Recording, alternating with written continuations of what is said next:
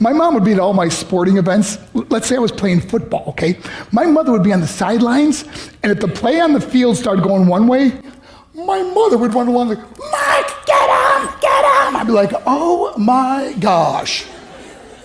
I'd get in the huddle with the other guys. They go, Mark, is that your mother? I go, no, I never saw her before in my life. See, the greatest gift my mother ever gave me, she believed in me. I have overdosed on drugs on 3 occasions where I should have been dead. But I believe I was kept here for a reason. You show me your friends, I will show you your future. How do I know this? I hung out with losers, and I became the biggest loser of them all because I gave up everything I dreamt about as a little boy because of who I chose to surround myself with.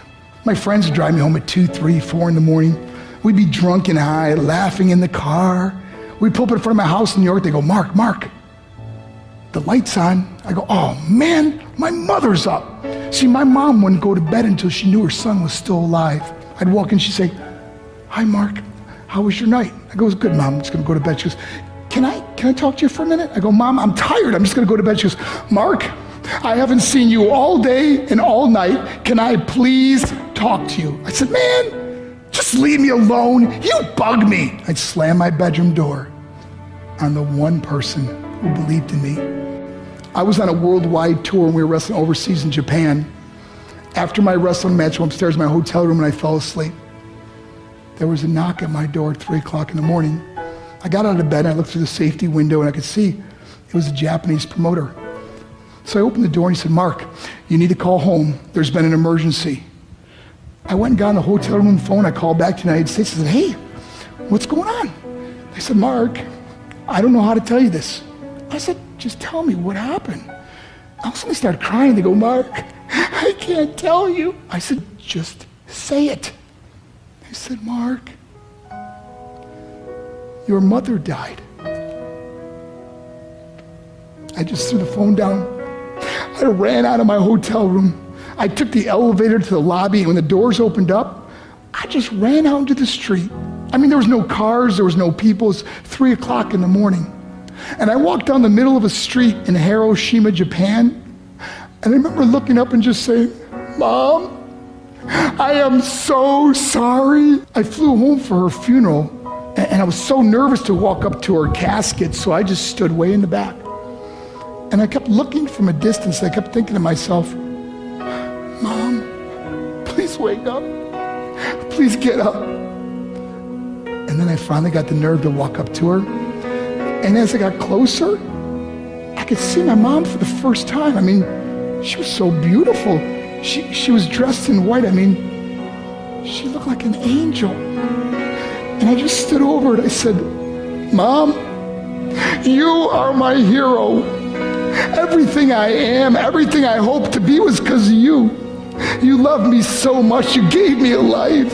You're the only one that ever believed in me. How did I repay her? By getting drunk, by getting high, by getting stupid, by hanging out with losers. For what? All she ever wanted to do was talk to me. I wish I could talk to you now, Mom. I wish you could see what I'm doing. Why couldn't I have been a better son? We are defined by our choices. But if you surround yourself with people involved in drugs and alcohol and pills, it's a dead end. I'm not here to preach to you. I'm here to tell you I lived that life. It leads to broken hearts, broken relationships, broken dreams, and death. For what? To get high? If you have a mother or a father, when you go home, tell them how much you love them. See, my whole life was about being rich and famous. I had to be a millionaire. I had to win the race. I had to win the race at the expense of my marriage, my family, my friends. For what? To be all alone in the world? I learned what is truly important, and that is how precious this gift of life is, and our families, and how quickly it can be taken away. See, I no longer live in time. I live in moments. See, it's not what's in your pocket that matters. It's what's in your heart that truly matters. Love Love is just a word until somebody comes along and gives it meaning.